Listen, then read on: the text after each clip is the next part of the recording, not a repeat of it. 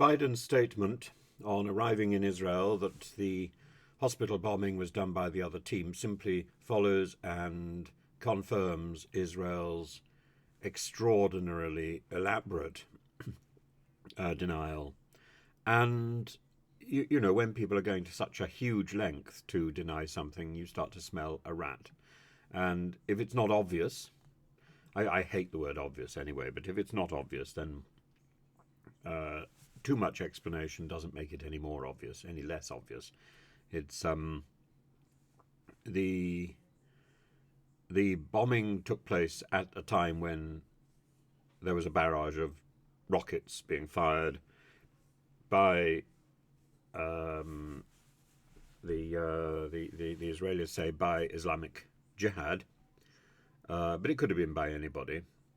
They say with absolute certainty the IDF's aerial footage confirms that the blast was caused by a misfired Islamic Jihad rocket, which was fired from a cemetery near the hospital. That's ironic. Hagari has said that the only location damaged was a car park outside the hospital where we could see signs of burning, and argued Israeli strikes would have caused a more significant aftermath like craters and structural damage. He also said there was evidence of the rocket launch failing because the propellant is still evident. Hagari says that it would be impossible to know what happened as quickly as Hamas claimed they knew. Well, Hamas simply identified the first available solution, which is that this was a missile attack from Israel. I think as long as Israel is attacking Gaza, unfortunately, it must take responsibility for whatever happens. And that is the problem. You can't say, oh, I caused that, but I didn't cause that. It starts to get absurd. In the same way as the claim about 40 beheaded babies, it starts to belittle the actual reality. If you followed my channel, you would know I have a rather circular approach to truth. But I think lies are always anchored in some element of truth and always go too far. That's the problem with deceit.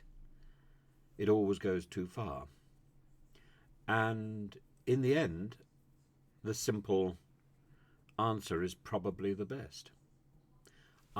So far, I don't see a simple answer that confirms the truth. What I see is a lot of bubbles and explanations. And in the end, we're not looking really for who pressed the button, whose missile hit the hospital. What we're looking for is who is responsible. And the responsibility falls firmly on the shoulders of Netanyahu. And his decision to besiege Gaza is a bad decision. There are other solutions to the problem. The problem is to get rid of Hamas. The solution that Netanyahu has proposed is to besiege and then enter Gaza. There are other solutions to that problem. Netanyahu has chosen the wrong solution, and this invites all this mess.